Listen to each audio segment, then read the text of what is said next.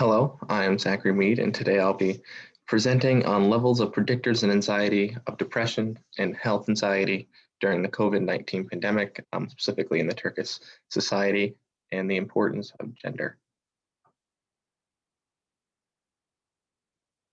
So a little bit into the study. The purpose of the study was to evaluate the levels of depression, anxiety, and health in the Turkish society during the COVID-19 pandemic, which is still currently going on.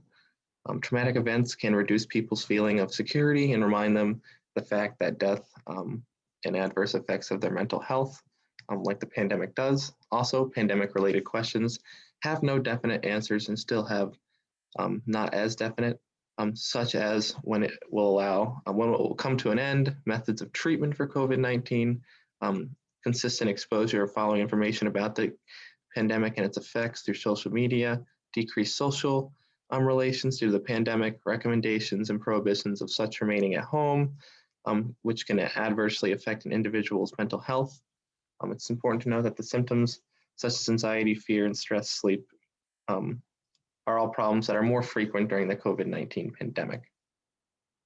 So a little bit into the results and methodology. This study was done through an online questionnaire. So in this study, participants were asked to complete a sociodemographic data form from the Hospital and Depression Scale, or HADS, in the Health and Anxiety Inventory, or HAI.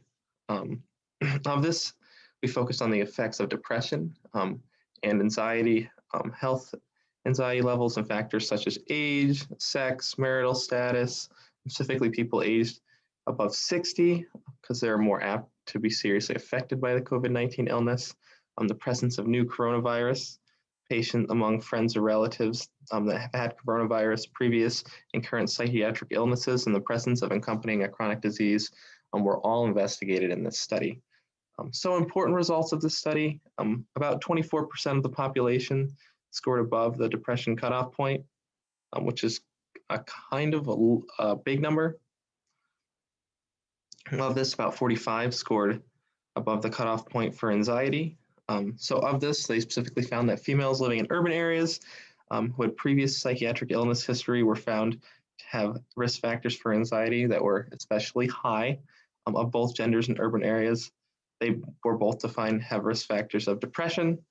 Specifically, females accompanying chronic disease and previous psychiatric history were found to have a high risk for anxiety. So it's important to note that females were more heavily affected in this study than men were in almost every category. So some conclusions. Results of this cross-sectional study suggest that groups the most psychologically affected by the COVID-19 pandemic were females, specifically individuals that had previous psychiatric illnesses or had current illnesses that were unrelated to the pandemic. Individuals in urban areas and those accompanying chronic disease also had high levels of anxiety as related to the pandemic.